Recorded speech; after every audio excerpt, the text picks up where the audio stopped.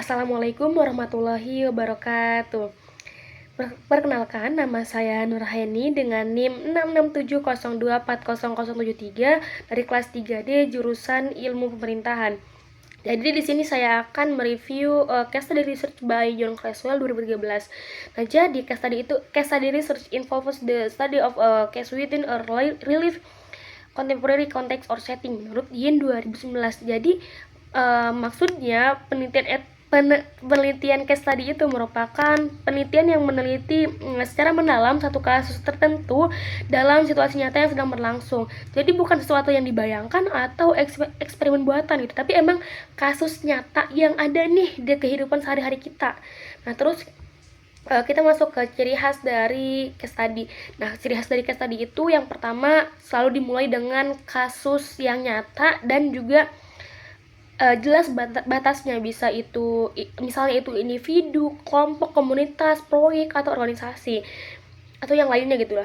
Terus tujuannya itu bisa untuk memahami kasus unik atau intristik atau untuk menjelaskan isu yang lebih luas atau instrumental. Penelitian ini juga menekankan pada kasus nyata yang sedang berlangsung agar datanya itu akurat, teman-teman. Terus data yang dipakai juga beragam, gak cuma satu sumber, tapi bisa wawancara, observasi, dokumen, atau audio visual. Terus kita masuk ke analisisnya itu fleksibel, bisa pada satu unit, beberapa unit, atau berbandingan dari antar kasus. Nah, peneliti juga mendeskripsikan kasus secara detail serta menemukan tema atau pola yang muncul. Terakhir, case study itu biasanya ditutup dengan kesimpulan berupa pelajaran umum atau pemahaman baru dari kasus yang diteliti. Nah, dari sini kita masuk ke tipe of case study. Nah, tipenya itu ada 3. Yang pertama, intrinsic case study, yang kedua instrumental case study, dan juga yang terakhir collective case study. Nah, untuk intrinsic case study itu merupakan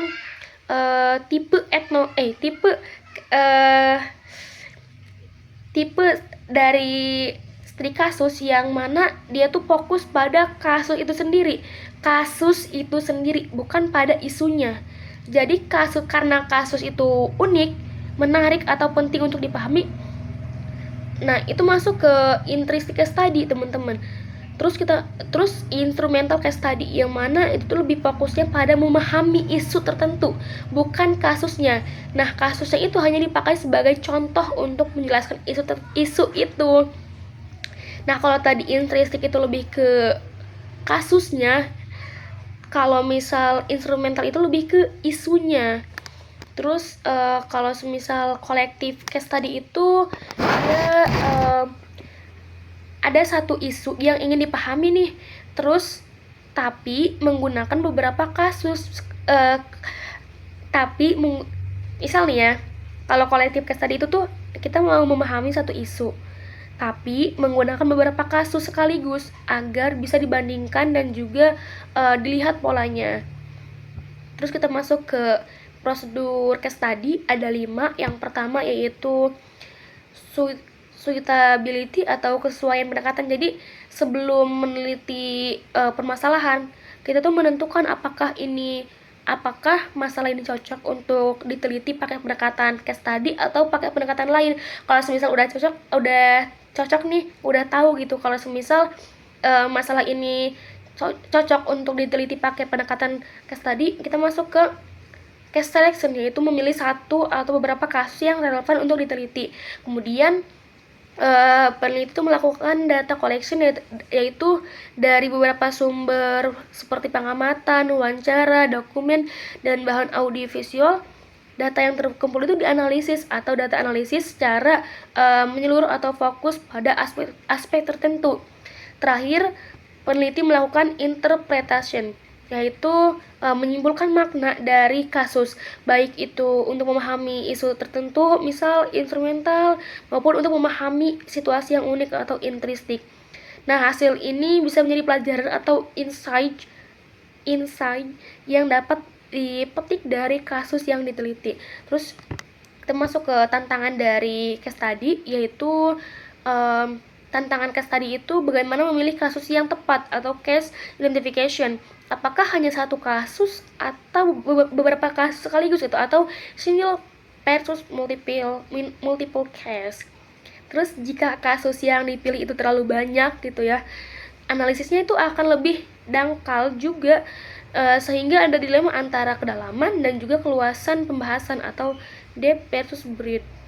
Nah, selain itu, penting juga nih menentukan batasan yang jelas gitu, seperti waktu, peristiwa, atau proses, karena tidak semua kasus itu punya awal dan juga akhir yang tegas. Nah, tadi kan disebutin ya kalau semisal tantangan tadi itu ada menentukan batasan yang jelas. Jadi batasan yang jelas itu bisa membantu kita nih untuk menemukan data atau wawancara gitu.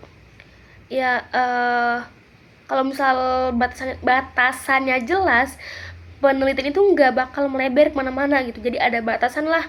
Nah, batasan itu bisa mempermudah kita untuk menyusunnya kayak gitu lah jadinya mah. Masuk ke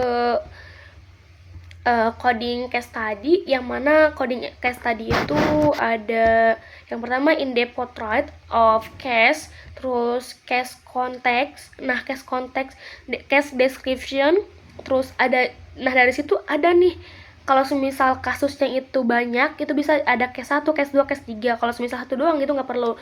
Terus yang ketiga yaitu within case analysis, yaitu dari ini tuh dianalisis tuh, dari kasus ini dianalisis ada beberapa tema gitu. Terus cross case context, yaitu similarity atau persamaan, dan difference atau perbedaan. Terus yang terakhir tuh assertion and generalization, yaitu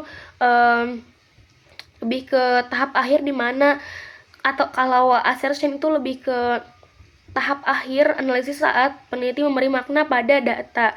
Terus generalization merupakan membuat hasil tadi kasus itu lebih mudah dipahami dan juga bermanfaat bagi orang lain.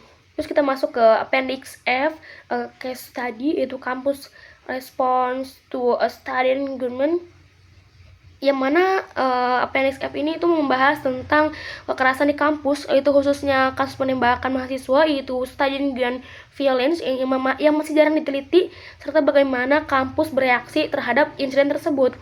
Nah, kan tadi udah disebutin kan codingnya. Kita masuk ke case context. Nah, di sini tuh case konteksnya yaitu insiden penembakan mahasiswa di Universitas Negeri besar di Midwest AS, digunakan untuk memahami respons kampus terhadap kekerasan bersenjata.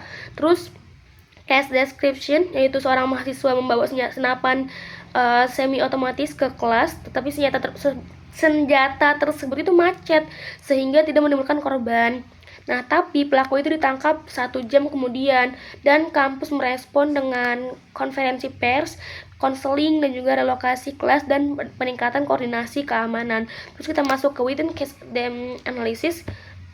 Kita dari tema itu dari within case dan case study terbentuk 2 tema. Yang pertama, tema utama meliputi penyangkalan, yaitu di mana beberapa mahasiswa awalnya meremehkan bahaya atau menutupi ketakutan, dan yang kedua yaitu temanya ketakutan, yaitu berupa trauma dan juga kecemasan pada mahasiswa, staff, dan juga orang tua.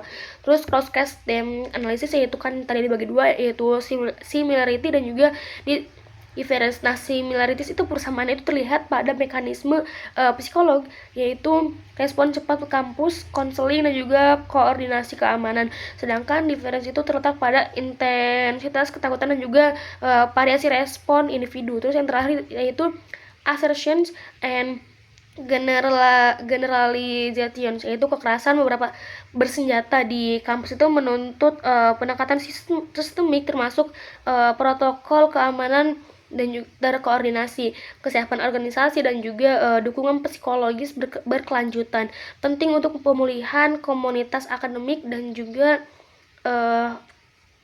kesiapsiagaan menghadapi insiden serupa. Dari saya cukup, kurang lebihnya mohon maaf. Wassalamualaikum warahmatullahi wabarakatuh.